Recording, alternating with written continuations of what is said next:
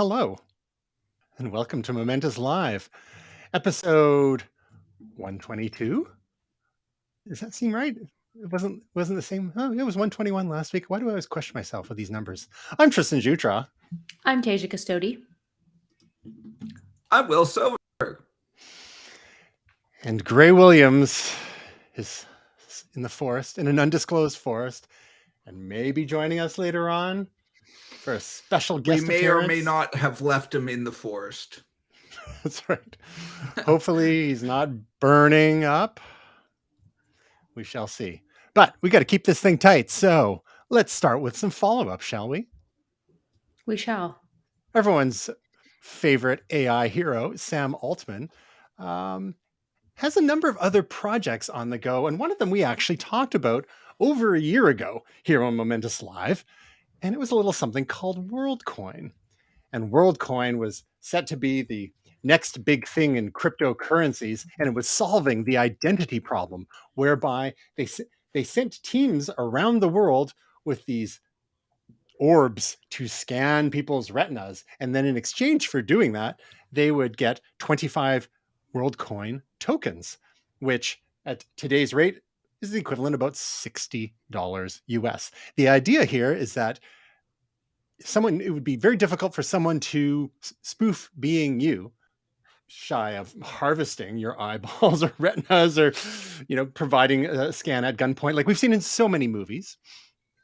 But this has kind of taken second sort of a background seat to OpenAI, which since last November, with the public release of ChatGPT, has really dominated the news. And people forget that Sam Altman does a lot of different things. And WorldCoin was one of them that, like I said, we talked about a while ago. So now it's finally launching after all this pre-work in scanning people's retinas, mostly in developing parts of the world where they could really benefit from some stable, hopefully stable cryptocurrencies, and help solve the identity issue. Tasia, what are your thoughts on this? I think there was a lot of skepticism when we first talked about this. A lot of us didn't really know Sam Altman that well, and we've got to know him a little bit better with OpenAI and his work with developing ChatGPT and DALL-E and the like. Now that we know Sam Altman a little more, what is your comfort level with this entire project, which sets to solve this identity problem for people with cryptocurrency? I mean, my first thought was, oh, like, who are the volunteers? Or, like, what were you told to be like, we're going to scan your retinas, we're scanning your eyeballs? I immediately would be like, they're building a clone. I very much distrust that. Like theoretically, I get it, and I see like what they're trying to do, but just from the basis of purely building this, that is my first thought of like, I'm not signing up to, you can't use mine as practice. Like, if people are annoyed because they think the government's watching and they think, even though they forget we walk around with tiny computers in our pockets all day, let's pitch this to that group of people. Hey, we just want to take a real quick scan of your retinas. Just real quick. No, it's going to be stored securely. It won't be any malintent. Like, I don't know. It's a hard sell for me. So this is one of these cases where we're getting a little bit more used to biometrics. We've been using our fingerprints and our faces to unlock our phones for the last several years.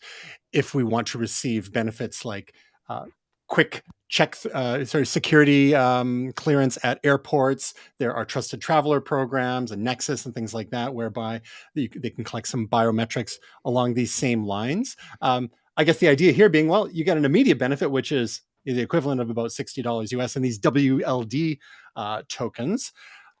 And perhaps are more protected against someone ripping off your crypto, or the risk of forgetting a password or all that kind of stuff. Will, what are your thoughts on here? I know you've really only been crypto curious per se. What's your comfort level now after we've had a chance to simmer on this idea for a while, and again got to know Sam Altman a little bit more? I don't know. I like his brother Robert better. No, I'm uh no, I'm not interested in this at all. I mean, I'm with Tasia. It's like there's a lot of things that are tonally wrong. Let's go to a poor country and take their information for Yeah. some beans. Like essentially it is worth nothing when some of these people would have gotten it. It wasn't even launched yet. So it's like, okay, great. Where did a bunch of people show up going, oh, where can I give one of my kidneys to? I mean, it's just like, I just feel that there's something tonally wrong. And I'm sure he has the best of intent, but it's also a little bit like crypto's a little bit on the back burner. Not as much as NFTs, but yeah, it's kind of feels like at least he's following through with it. But I have no excitement nor interest in a eye scanning cryptocurrency. There's just many things wrong with that sentence. Well, over the last 2 years, they've managed to scan more than 2 million individuals with their world IDs in over 30 different countries. And there's been a little bit of controversy here and there about the people that they've contracted to go and do this. Sometimes I think there was some false pretenses and whatnot, but that's going to happen wherever you've got people all over the world doing this job for you, and some people are going to try and take advantage of the situation and whatnot. There's also some concerns about of these existing tokens. Worldcoin itself is holding on to about 20% of it, and that's not entirely uncommon with a new cryptocurrency for the issuing organization to retain some of those to be able so they can sell some as time goes on to fund their own operations, for sure. As it stands, it's an ERC20 token, which is based on the Ethereum blockchain. So there's some established technology there. But the whole idea behind this was to be able to easily implement things like UBI, or universal basic income, which people in the various political persuasions, such as Andrew Yang, former U.S. presidential candidate and former New York City mayoral candidate, he's been pushing UBI quite a bit. And some people really believe that introducing frictionless ways to distribute dollars, or in this case, WLD tokens directly to people, and whether it's in an emergency situation like we saw with COVID, where we had governments pushing cash out the door as quickly as possible, so people didn't become totally insolvent. But this is the ability to do this on a larger scale and an international scale, and I guess it's another one of these things where it's like TBD. Most of these orb verified individuals currently are in Asia and Africa, just over 30% in each, almost 20% in Latin America, 17% in Europe, and 0 in US or Canada so far, for maybe a number of reasons. I'm surprised there's that many in Europe given their privacy legislation and whatnot. So anyhow, watch this space to see what happens with the Worldcoin token. You can find out more information at their website at worldcoin.org, where you can hear it from the horse's mouth about their whole idea behind this initiative. Speaking of OpenAI and ChatGPT, when Sam Altman's one of his other major projects, probably taking up most of his time at the moment. Good news for users in a few countries, including the US. ChatGPT now has an Android app. So we received the iOS app a couple of months ago, which has been great because there's been so many non-official apps in both the iOS and Android app stores. So most of us have just been using the web interface, whether it's on our desktop computers or on our phones, and it's been perfectly good. I actually prefer the web interface on my phone to the app. The app is convenient in some ways and more cumbersome in others, but Android users can rejoice. Not Canadian ones yet, because it's being released in US, India, Bangladesh, and Brazil. So how's that for an oddball collection of countries? And it'll probably be out in Canada within a few weeks. So we'll have the link in the show notes for those who've been interested in playing around with ChatGPT. And on Android and haven't bothered with the web interface, there'll be a direct link as well to go to the Google Play Store, so you're not ending up with the wrong app.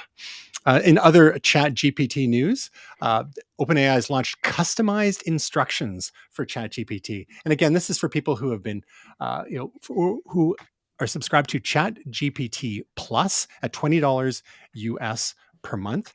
And the idea with these customized instructions is that you can give ChatGPT some information about you as a user, and it will take that into account when it's answering your questions. A couple of the questions in the preferences pane say, what would you like ChatGPT to know about you to provide better responses? And how would you like ChatGPT to respond? This is to save you the step with a number of your conversations and chats with ChatGPT, rather, so you don't have to say the same thing over and over again to set up the specific chat. So some of the questions they suggest, where are you based? What do you do for work? What are your hobbies and interests? What subjects can you talk about for hours? And what are some goals you have? Not limited to those, of course, but that is some starting ideas to help you get the most out of your ChatGPT interactions without having to repeat yourself over and over again. And that I actually might start using that myself, because we do a lot of things for our business, and rather than having to explain our business for each freaking chat, this gives you a way for it to remember some things about you. Tasia, any concerns about this? You think? I mean, some people might think about privacy and whatnot. If you're already using this type of technology or service, I think that's your argument about that is kind of out the window. Like, I don't actually have the Plus version. You know me. Mm-hmm. I'm a freemium user all the way. Well, I mean, some people have been claiming that GPT-4, which is accessible only through the Plus version, has been getting dumber over time, since they've been making some tweaks, largely safety related. So in the meantime, GPT 3.5 Turbo is actually, which is still faster, has been getting a little bit better. There's the evidence is still out, because there's some conflicting reports about the smarts of GPT-4, which by most accounts is still much smarter than 3.5. But so you might not be doing too badly just sticking to the free version, but some of us are bad with money. But if you some of us are just cheap. But if you'd like to use the power of GPT-4, one of the ways to do that was using Bing Chat. But in order to do so, you needed to use Microsoft's Edge browser. Well, the good news is if you're not a fan of the Edge browser for whatever reason, if you've got your entire life, browsing life tied up in Apple's Safari or Google's Chrome, Bing Chat will now be coming to Chrome and Safari soon. And Microsoft will also be rolling out a dark mode for Bing Chat too, for people who care about that kind of thing. So yeah, Will, is this? I don't know how much you've been using ChatGPT lately, but do you think you might want to try out the power of GPT-4 using Bing in your now that you can use a couple different browsers? That's coming soon, hopefully later this week. No, I mean, I haven't used ChatGPT in a while, to be honest with you. I have used it for a few things, as we've talked about before, but I really kind of stopped using it. If there was an occasion where I need to do a ton of writing, but most of the things I need to write are pretty short. So like I write some descriptions for products and stuff. But for my work as part of website maintenance. But those things it almost doesn't seem worth like breaking out ChatGPT. Like I can just write the 2 sentences in the time it takes to open up the browser and type in what I want it to do and coach it through not screwing it up. So I mean, I guess I'd be interested, but I just, it hasn't, like, ChatGPT hasn't been all that important in what I do. Now, Midjourney, as you know, is like, I spend a lot of my free time messing around with Midjourney. For creating your amazing cover art for your beats and so on. Yeah. Now you can't, what if I told you that you could use ChatGPT to help you create Midjourney prompts? A lot of people have been doing that because it's been absorbing information about that, especially a web connected version. One of the other advantages of using Bing Chat now in your browser of choice is that for some reason, I can't remember why, OpenAI actually disabled the Bing search feature for GPT Plus for a while. They did that a couple of weeks ago. Maybe they're working on some technical stuff or some security stuff on the back end. So there's no first-party web-aware version of ChatGPT. One of the cool things about using the Bing Chat version is that you can have web pages open on the side and have the chatbot interact with live data from the web. Now, there are a couple of limitations when using Bing Chat on Chrome and Safari. You can only type in or paste in 2,000 word prompts as opposed to 4,000 word ones in Edge. And your conversation will reset after only 5 turns instead of 30 turns. So, Microsoft giveth and Microsoft taketh away there. They really want you to get used to using Bing Chat in your native browser of choice, but then kind of pushing you. I mean, Tasia, you're all about the freemium, right? And the Bing Chat is still free, but it's like, oh, well, the price you pay is using Microsoft Edge if you want it to be a little bit better than using it in Chrome or Safari. So I also think it's redundant and useless in Chrome because like I use like Google's AI powered search. So I wouldn't need that. And anyone else that uses the Chrome browser, if they enable like the Google AI search feature, do you need to have that in Chrome? No, so again, it's free. Well. Guys, come to me for all your cheap life hacks. All right. And then there is, just to cap off our AI news, there's an Instagram a reel that got posted recently that I've encouraged you all to check out. And it's this Instagram user, JTPAR14, attending a city council meeting talking about how AI is going to take all our job and render us for useless. And he says, I, for one, am stoked. I hate jobs. I had a job once and everyone here talked in weird voices. AI is going to 86 all of that. And so basically he goes on about how, we're not going to have jobs anymore, but we'll still need money. So can the city government still give everyone $10,000 a month so we can party because we're going to have sick parties. I encourage you to check it out. What a troll. That's amazing. It's amazing. It's incredibly fantastic. done. Fantastic clip because he does it just like so deadpan. And he's just like, yo, bro, we're going to have sick parties. All right. Moving on from speaking of new features, one of our other pet topics lately has been Instagram's new microblogging platform to compete with Twitter, known as Threads. Oh, that thing. Yeah, remember that? Well, one of the things that we talked about is that in the first few weeks of Threads, they've only had an algorithm-driven feed, which is great and all for suggesting new users and new content. But we all know that algorithms have pushed so much content into our faces, whether it's in YouTube, especially TikTok. We've seen the problems that it's created in Facebook over the years, especially algorithmically delivered news.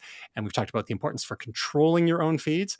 Well, sounds like Threads is finally adding a chronological feed, just like you could do in Twitter and Facebook. They make it really tricky to do. So, Tasia, is this feature going to bring you back to spend a bit more time in Threads so the content from people that you've chosen to follow is prioritized as opposed to a bunch of high output randos?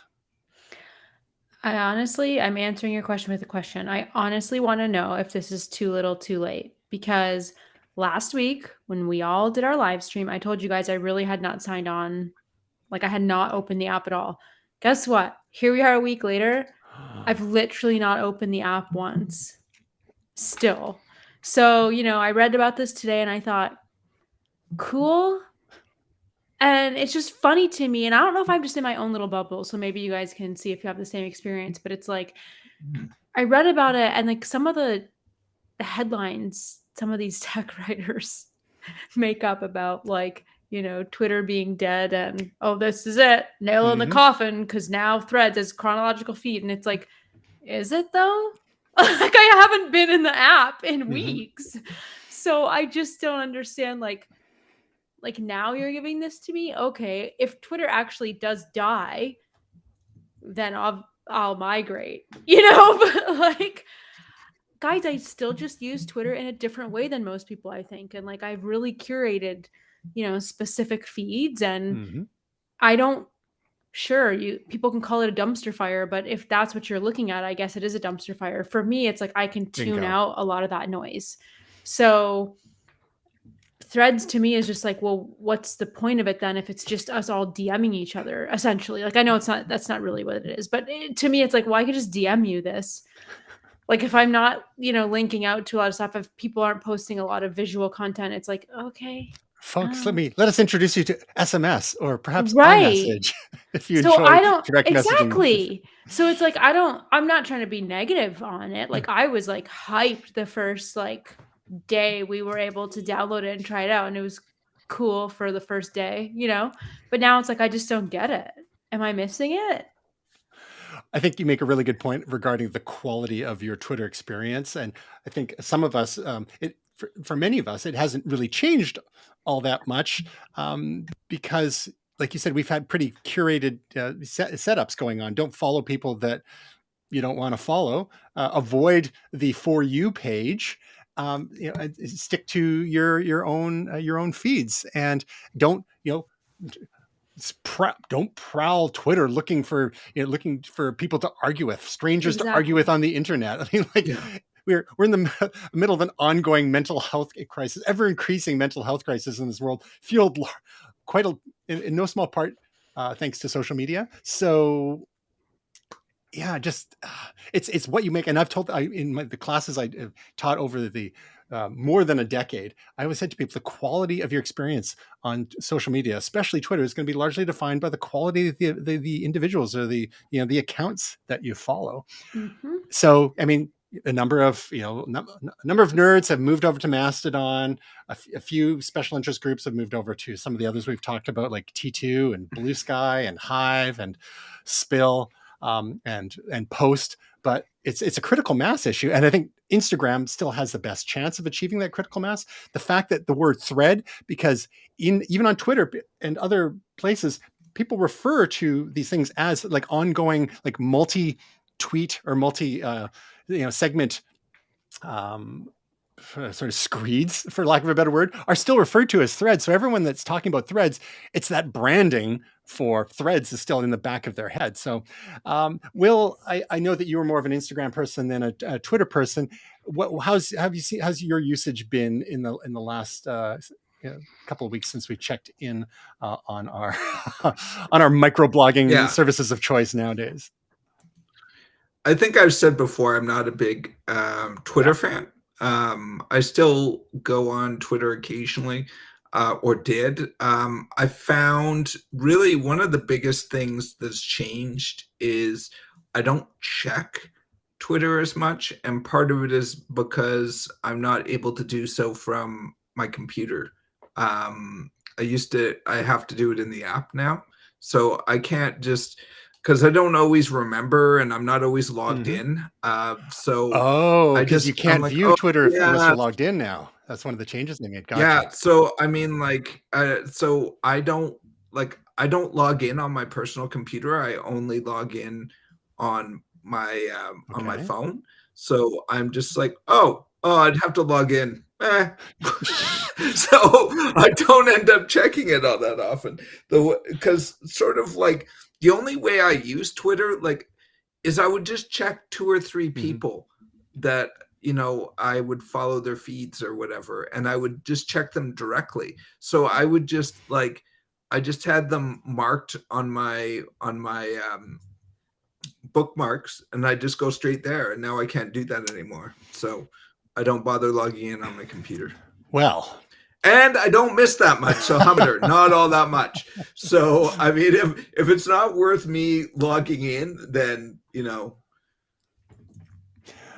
fair enough. Yeah, that heavy lift of trying to remember your password. Yes.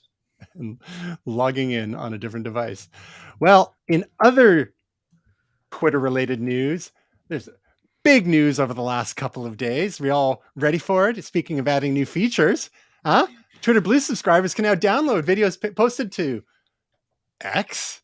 We'll talk about what X is in just a moment. But if you're a Twitter Blue subscriber, now you can go and you're paying $8 US a month. You see people posting videos. You can download those now. How about that? So you don't have to use like a third-party sketchy browser plugin to do that, like Save Video Me or one of those. Would that encourage you to log in a little bit more? Nope. It's weird. Would I encourage you, Tasia, to pay for Twitter Blue? No. Well, what if all? What if I told you that this is an $8 US a month way of enabling rampant video piracy? Because one of the problems that Twitter's had over the last few months is people uploading full-length movies to Twitter, and now for the low price of $8 a month, you could find those and just download them to your computer. And then people are talking about porn as a thing as well, I guess. It's an interesting. It's almost like speech. Well, it's almost like an acknowledgement that these things are there, and it's like nudge, nudge, wink, wink. If you want to download the stuff that people are uploading, whether it's like pirated content or salacious content, whatever. Hey, guy, just give me $8. Elon says, and you can fill up your hard drive. I am shocked. This from the man that gave us a flamethrower blood zapper. I am outraged. Well, that's not all for Twitter news this week. The big news is, and Tasia, your shirt is going to be a collector's item. I know. Guys, I can't. Stop. We talked about this happening a few weeks ago from a corporate level. The company being renamed X. Now the app itself, the website itself, is also X. And it's starting to happen very gradually. And in kind of a haphazard way, but the logo... don't say. What a shock. The logo has we got a logo, a crowdsourced logo, which isn't bad, frankly, but it's but it's not the bird. It's not the bird. I honestly feel like the modern day Twitter bird logo is one of the most iconic, beautiful logos that are out there, especially. And we talked about how they designed it with its series of overlapping circles and cutout, and it's very cool. There's a lot to it. Maybe I'll find that article and include that in the show notes as well. So it's heartbreaking to me. Yeah. So the apparently this logo is the Twitter username Sire Merritt. Was he the fellow actually designed it? I can't recall. So it's based on a glyph from Special Alphabets 4 font. Apparently this is an interim logo. Now, of course, they've tweaked it since. They've made the strokes a little thicker. And then they've changed it back. So this is based on Musk's preferences, right? Like, this is wild. Like, it's fascinating to see this stuff happen in real time. But how many corporations, they just like change their logo one day and then change it back another day, and like, it's making me a little crazy. Not to mention the fact that the Twitter handle, which is X, there are of course only 26 single letter Twitter handles available, and they were a hot commodity, and they're the target of many hackers nowadays. But the fellow who owns X, the username, he's wondering what's going to happen next. He's made is Elon just going to go and take it from him? Are they going to offer him money for it, or what have you? So, I mean, all these things just kind of haphazardly happening, and the fact that there are over 900 different trademarks and copyrights around the letter X, one of which is owned by Meta, the owners of Facebook, when they bought Microsoft's live streaming service known as Mixer. And apparently there's an X logo that is very similar to this X logo. And apparently this logo that X is using now is maybe only an interim logo. It's just pure chaos. It's a mess. It's depressing. Yeah. So Tasia, as our official Twitter correspondent. Oh my God! Don't ever move forward saying X correspondent. Well, we don't call them tweets anymore. We call them X's. It's incorrect. Ridiculous. I will never. This is the best logo First of all, this is my favorite shirt of all time. But Mm-hmm. this Twitter logo is iconic. It's like a moment now, apparently, in time. That feels like a death to me. Mm-hmm. Like, honestly, why? I think he's just making a lot of noise to distract us from something else.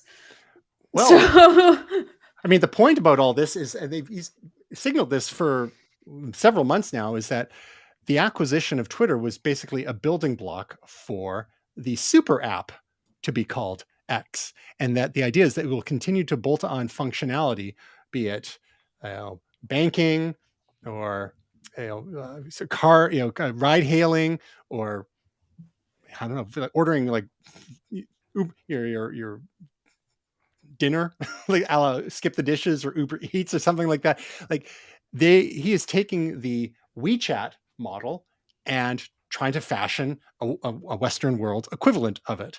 And he's owned, X was one of his very first companies back in the late 90s, his second company actually, and that's what ended up merging with PayPal. And then after he got, he left PayPal, he ended up buying the X.com domain from them. So he has been fascinated with the letter X. One of his kids even has X in his name. And this is like a long-term vision or project that he's had.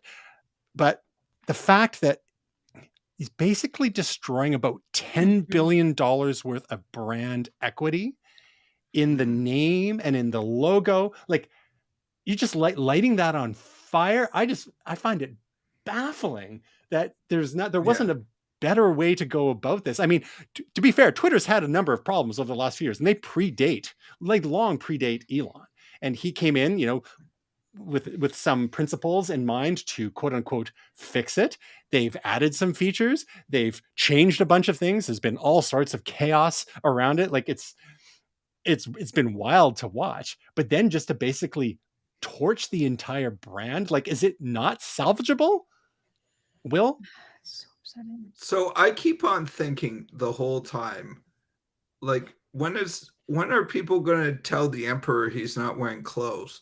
Like, it's just, to me, it's like it like people try to explain it in a smart way, and I just think that he's a smart idiot. Like, I think he just does these things. He doesn't care. Like, it's not the wise decision, but he does it anyways because he wants it. And it's just like, the whole thing is tanked since he's been involved. Whether he has great ideas for or not, whether he's building a super app, it's not happening. And he just keeps on making bad decisions. And he knows they're bad decisions, or people are telling him are bad decisions, but he likes to be indulged. He likes to get his own way, and it's not working out for him on this one. But he has so much money, he doesn't seem to care. I guess the question is, has it actually tanked? But because by a number of metrics, Twitter engagement is actually on the rise, believe it or not, including. But what about ad revenue? Well, I mean, that's another thing altogether, because they spooked so many advertisers away because they advertises like stability.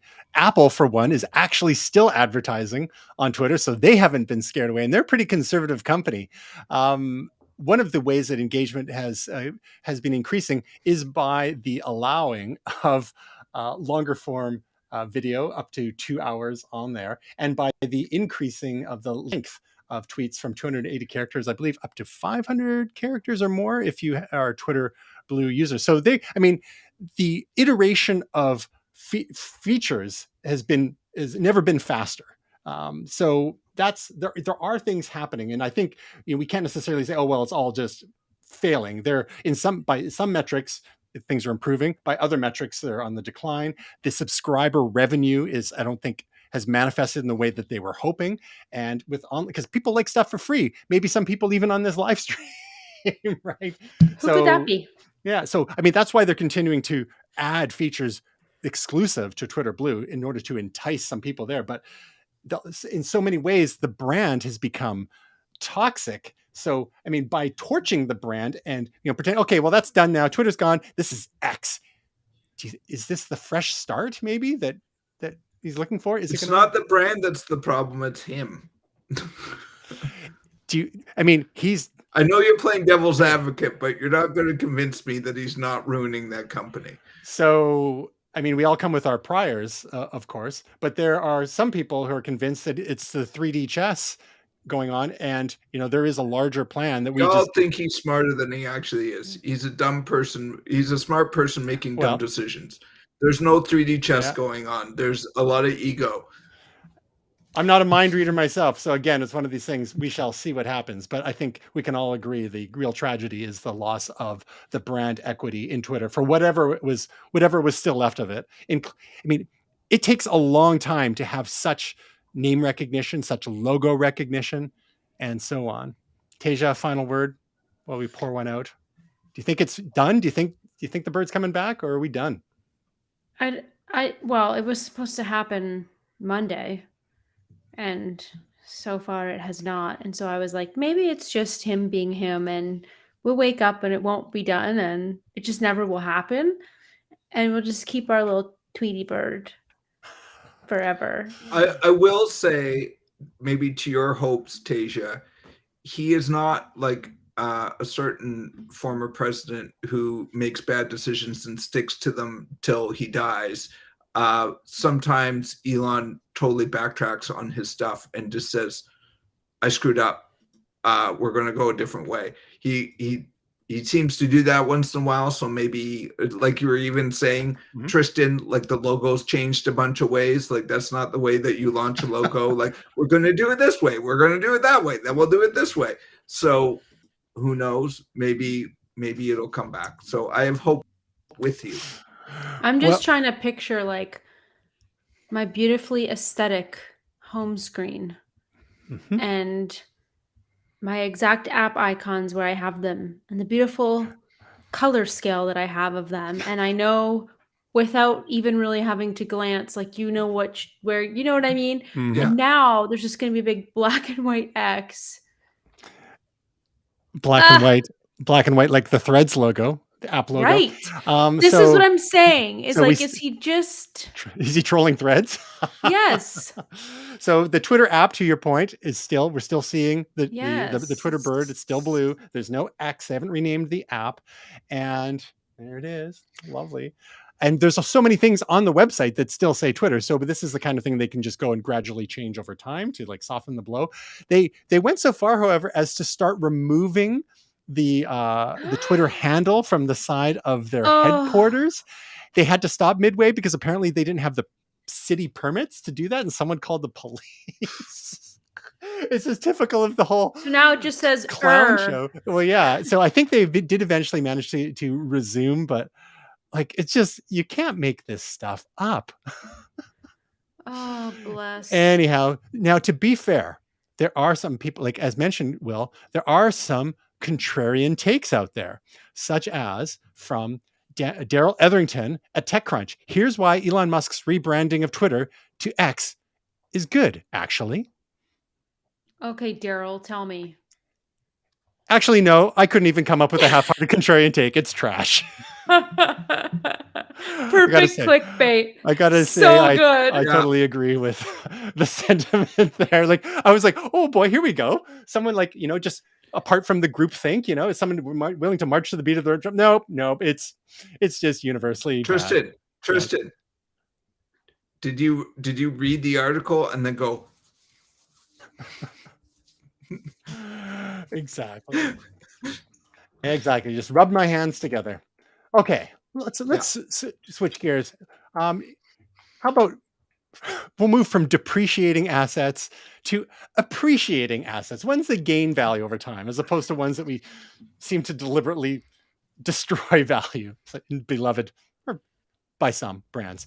Now, hot on the heels of a few different first generation iPhone auctions over the last number of months, we've also seen auctions of original Apple I computers from 1976 as well that have gone for hundreds of thousands of dollars.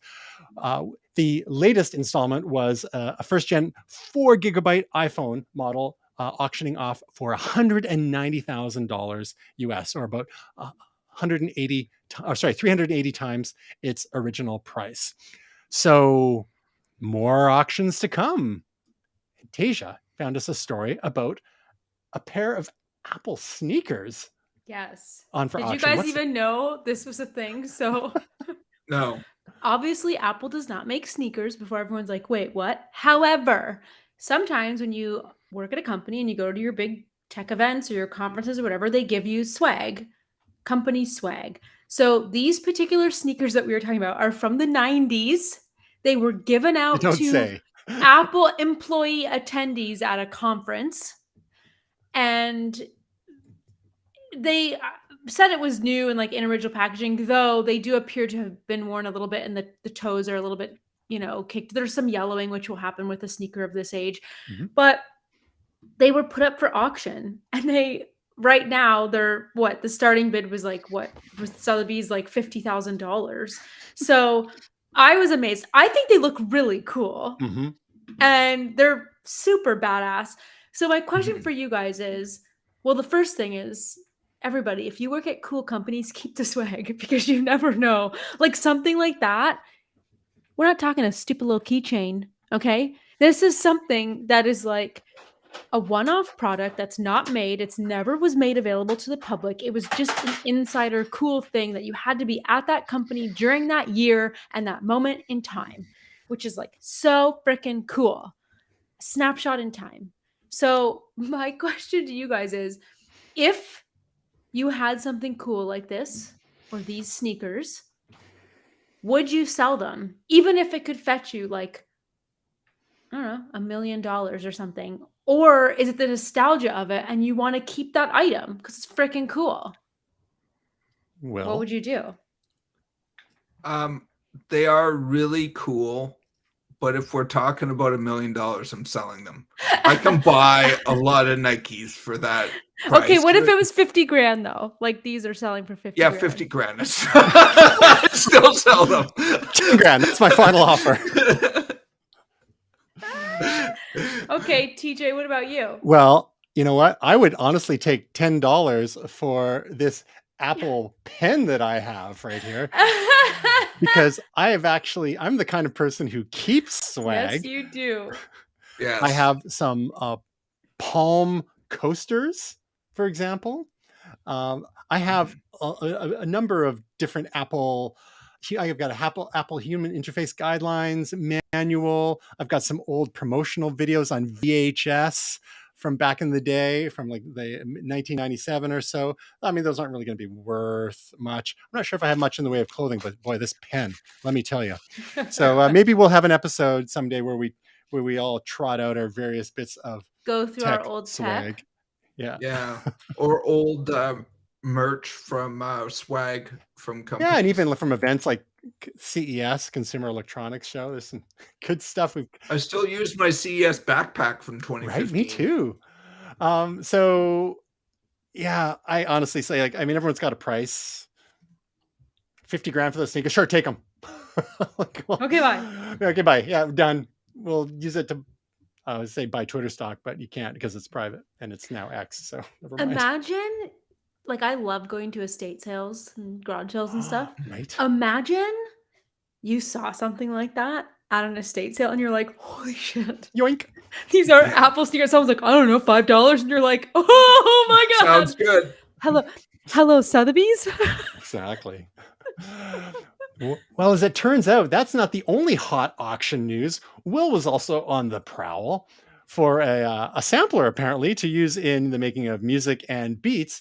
Will, what is the EMU SP1200 sampler and whose was it and what's going on there? Yeah, so just a little bit of context. I saw part of the reason I bring this up. I think it's an interesting story, but it's also about it's about, sometimes people's reaction. They're like 38,000 for this device. So basically, this device is sort of very symbolic of a certain period in hip hop music. It was the device that really drove hip hop music to another level. As you might know, the Roland 808 was a very fundamental instrument. There's been documentaries made over it, but it's basically a rhythm machine. This is sort of the next level. This is the next sort of big device that really changed hip hop music and music in general. It's what's called a sampler. As with many hip hop instruments. It was something that was never intended for what it ended up being. It's a piece of technology that will sample sounds, and then using the pads down at the bottom, you can trigger those sounds. Now, one of the things with it is that there's a ton of limitations to it. Like, there's only a couple seconds that you can actually sample. Modern day samplers, you can sample hours, if you wanted to. But, it only did a couple seconds. It sort of created this sort of gritty lo-fi thing. People sometimes, to get longer samples, would speed them up and then sample them and then slow them down once they got into the machine. So it would add sort of extra warping and things like this. So it actually, the instrument itself and its technological limitations actually became part of the sound, because it would create grittiness or warped kind of sounds. And I mention all of this because, as some context to its historical significance, the EMU SP1200, they've actually started remaking them, like as they originally were made, for collectors and stuff. So you can buy a brand new one that they've been making recently. But the whole thing is, this is the exact instrument, apparently, I'm sure there's a certificate of authenticity, that was owned by the mastermind behind the group Wu-Tang Clan, and was used on their seminal album, the Wu-Tang Clan 36 Chambers. And it was owned by RZA, and it's being sold. So it's not just, it's pretty expensive for an EMU SP1200, especially one that looks like garbage. But I think the point is that it's a historical item, right? It's not, you're not buying the instrument. Hopefully you wouldn't use it. It's meant to be sort of something that goes in the Smithsonian or in a private collection or something like that. Right. I wonder if Martin Shkreli's going to bid on it. Yeah, I'm sure he will. That and the $1 Million album. And it's not going for, relatively speaking, 38,000 is not a crazy amount of money for something. I guess it depends on what people will pay for it. They were estimating somewhere between 40 and 80,000, I think, or 50 and 80,000 US. So, I mean, I don't think that's crazy given its historical significance. No, I'm not buying it. Just saying that, like, if you're going to put a value on something, I don't think that's ridiculous. I love the comment from RZA saying there's DNA in this. And I mean, it's both figuratively, like from DNA, and also literally, because there's probably like a lot of dry skin and hair and stuff like that. Yeah. But I think the other thing he's referring to is, yes, like that instrument was part of the album. But the other thing is that, like, the instrument, the way that it produces sound, made that album possible, right? So, and I do like your joke about how there's probably like beer and saliva and blood somewhere in that machine. So now, of course, we turn the tables on Tasia and ask her what she would be willing to pay for a well-loved, well-used instrument from her queen, Taylor Swift, with, be it a guitar, perhaps even a microphone. My. Speaking of DNA. If I had money, anything. It's like, go on. If I had, I mean, if money's not an object. Well, no. How much money would you be willing to spend? Money is an object. Yeah, well, we live in the real world. I know. I don't know. $5,000. $5,000 for what? I'm not getting anything for $5,000. I can what would tell you want? That. What would you want for $5,000? I don't know. A guitar pick. There you go. It's probably all I could afford for $5,000. Maybe she used it to pick her teeth too. Might get some DNA there. I don't think $5,000 is going to get me one of her guitars. I can tell you that. Mm-hmm. Not going to give me a microphone. As a funny side story, now that we bring up the Queen, apparently, is I don't know if you know this, Tasia, because you're not currently in the land of Vancouver, but they were warning people about traveling down to Seattle this weekend from the Lower Mainland because the Blue Jays were playing a series in Seattle and Taylor Swift was playing, and she doesn't have any Canadian dates. And so they're like, there's going to be a lot of traffic on the weekend crossing the border because a lot of Canadians were going down to see Taylor Swift and or the Blue Jays. Taylor Swift. I mean, that's let's be clear. I told you guys about how packed the airport was when I took my niece there at legit 4 a.m.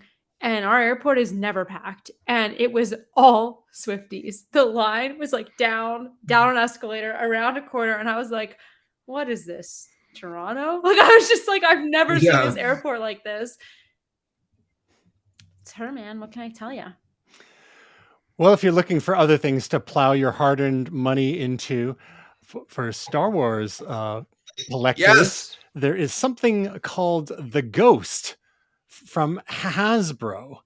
Will, can you tell us what the Ghost is?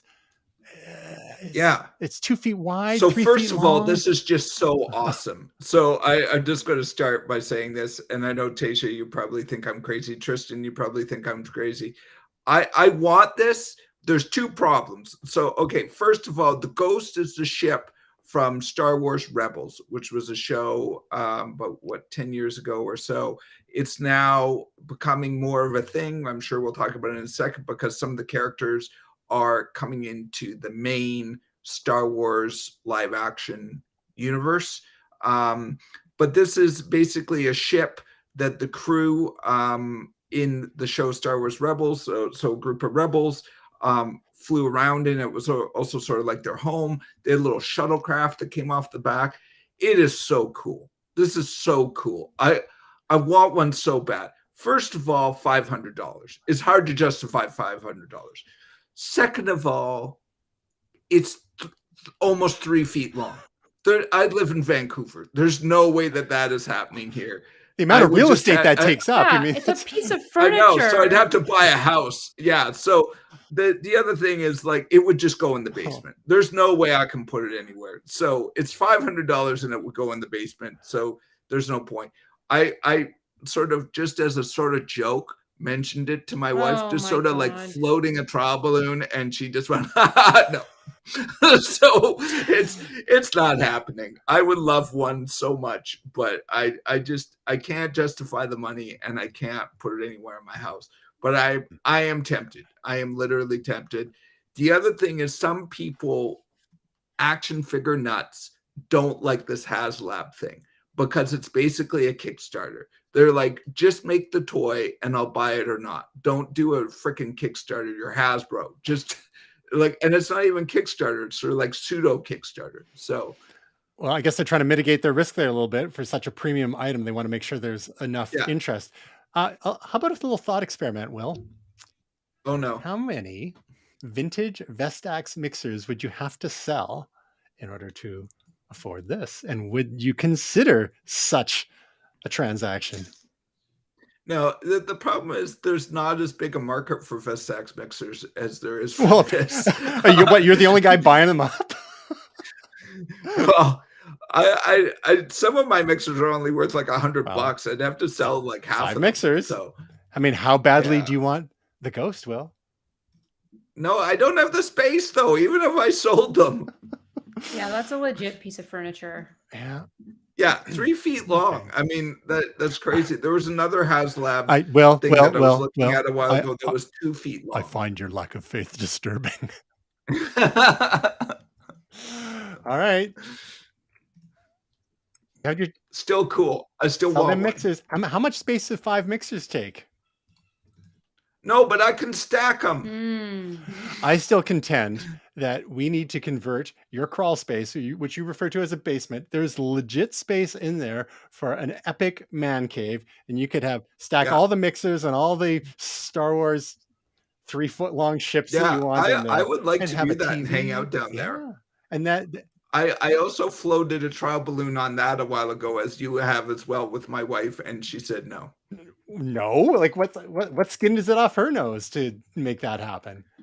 Oh, something about me getting locked down there and dying. I don't know. Worth it. Something Worth minor. it. Okay. Well, let's move on to the tie-in to this, in that there was a new Star Wars Ahsoka trailer, which might even feature said ship. The series premieres on August 23rd, with the first just 2 episodes on Disney Plus, I presume. And without, at risk of boring Tasia too much here, we'll keep it quick. What's the whole? Who's Ahsoka? Where have we seen her recently? And what's the premise behind this series? Yeah, so Ahsoka has been a character that actually a lot of people are becoming very attached to. She started off in the Clone Wars animated series that was from the late 2000s. Then she was in Rebels, spoiler alert, sorry. It's a 10-year-old show, everyone. And then she was in some episodes of The Mandalorian and Boba Fett, I think. Book of Boba Fett. Boba Fett, Mandalorian, kind of, they blend for me. So she has come into live action series. Some people have grown up with her, believe it or not. I mean, she's been around since the 2000s. So there's teenagers that watched her as a kid and people in their 20s who watched her as a kid. So some people feel that they've really grown up with her. She's a strong female character. She's a badass. We saw her come from a 13-year-old all the way to someone in their 20s kind of thing, 30s. So she is going to be a big part of what we think is going forward, and it looks like she's going to be trying to find her friend from the Rebel show, somebody named Ezra. So we are looking forward to that. I'm looking forward to that. And she's a great character. And the current iteration of Ahsoka is being played by Rosario Dawson, correct?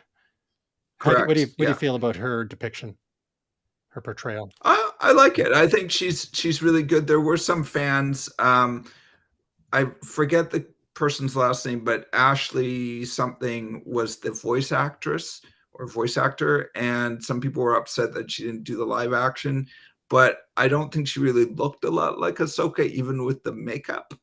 She may sound like Ahsoka, but at least the visuals that we've seen of her, I think Rosario Dawson really does a good job, and she's a great actress. And there's a difference between doing voice acting and physical acting as well.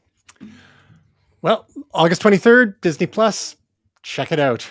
Let's tighten things up a little here so we can wrap soon for various biological reasons.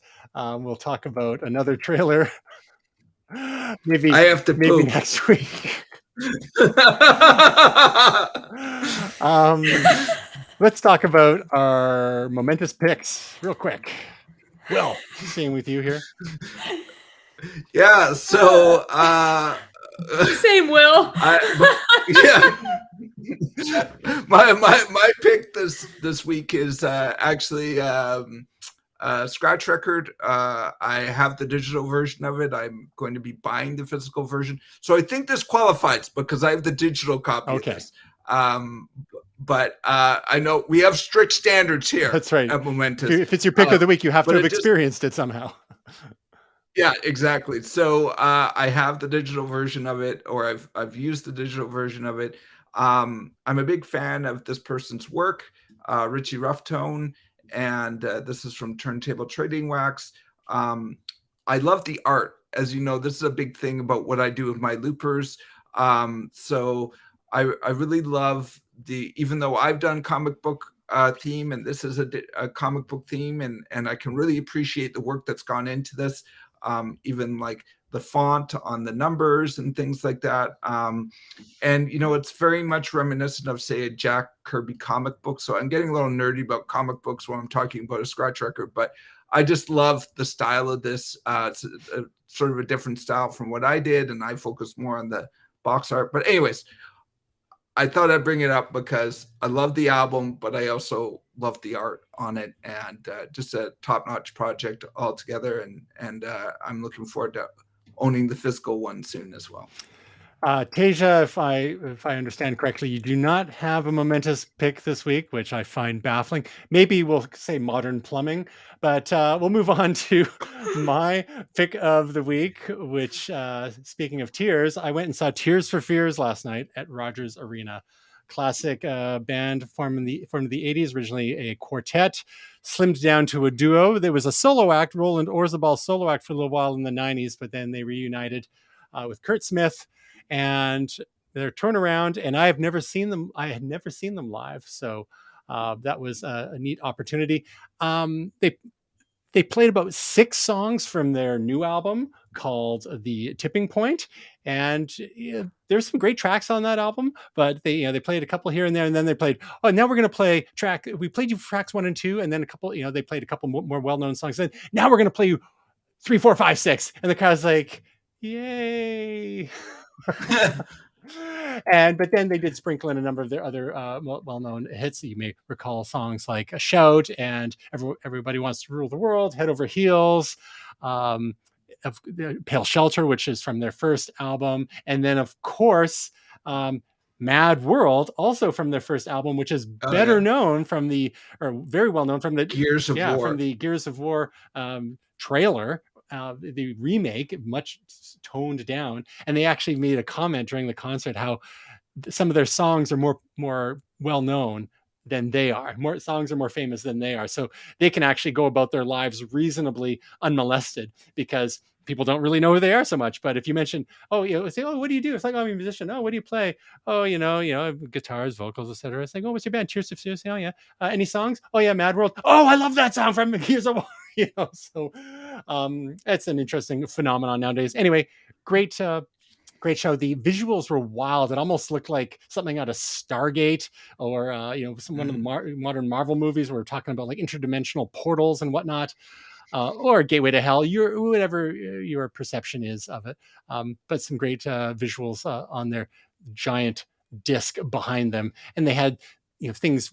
They had some videos playing. One they played the classic video for Pale Shelter. So the early 20s version of Kurt Smith was singing at the same time as the late 50s version of Kurt Smith, which was kind of neat to see that. And then visuals from the various albums, songs they were playing from, including The Seeds of Love. It was all very organic and flowery for those songs. Good show. Tears for Fears. Gray will not have a momentous pick or project this week because he seems like he was not able to join us. Unfortunately, his connectivity failed him. Thanks, Starlink. Didn't really do the job, unfortunately. So we do have a project from you, Tasia. You want to fill us in before we wrap? What's your video this week? So Thursday's video is all about some new Bard features that have happened in the last couple of months, including images in Bard. There's dark theme in Bard, which a lot of people have been asking for.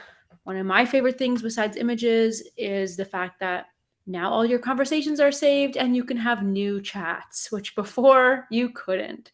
So they're really kind of stepping it up and it's getting good. And these are not extensions. Extensions are coming, which are going to be insane and blow everything else out of the water. So I think Google's done this in like a step-by-step kind of way with Bard. And once these extensions hit, I think it's good night.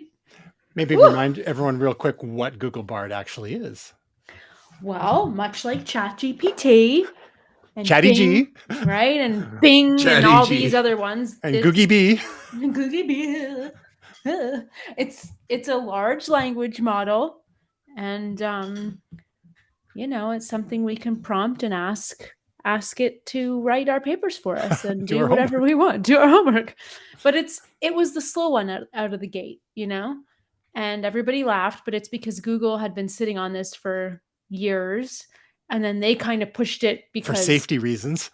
Yes, because once you let the genie out of the bottle, OpenAI let the genie out of the bottle. So then Google was like, "Whoop, guess we better might as well throw ours in the ring." But so they're doing these slow rollouts with updates and stuff like that. And so after these updates, next are going to come some cool extensions and stuff. But these updates are really good. But now, what have you been using Google Bard for? Basically kind of like the same thing I use ChatGPT for, which is like I'll prompt it to write like promo my latest YouTube video, stuff like that. The cool thing now with these updates in Bard is I can use it a bit more because like if you're doing trip planning, it's really helpful because now it's going to like pull images and it's going to pull places basically from like say top rated places on Google reviews and stuff like that. So it's kind of got a bit more meat to it than just like, oh, I don't know, maybe you should do this or plan this trip. And you can kind of start to visualize. And then, of course, you can click the image and go through to the website to learn more about whatever it is. And images are pulled from everywhere across the web. So it could be like TripAdvisor or Wikipedia or the brand's website or Yelp or whatever. But it's kind of neat. Sounds good. Where can people find out more about your work, Tasia? At TasiaCustodi.com or youtube.com/TasiaCustodi. Fantastic. And you can find out more about us here at Momentus.tv/links, individual team members at Momentus.tv/team, and the audio version of this live stream sensation at Momentus.tv/podcast. But wait, there's more. What are you going to do for the next 7 days until you tune in to this marvelous experience? And something to keep you occupied.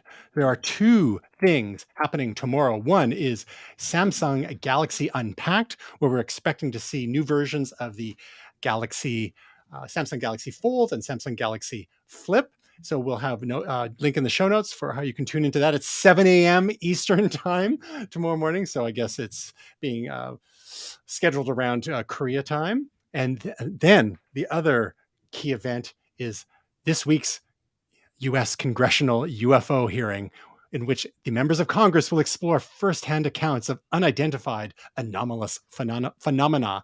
So they're calling UFOs UAPs nowadays, as we've discussed. So this is going to be some official stuff from the U.S. government. People discuss who would have thunk that people be talking about their UFO stories in front of a bunch of sitting politicians at the Capitol.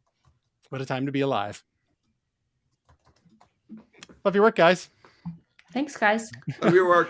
Well, Gray, sorry you weren't able to join us this week. Hopefully we'll get the double dose of Gray next week. And in the meantime, Tasia. Is that like a sequel to 50 Shades of Grey, the double dose of Grey? It's 100 Shades of Grey. Streaming now on X, formerly known as Twitter. All right, guys, we hope your week is truly momentous.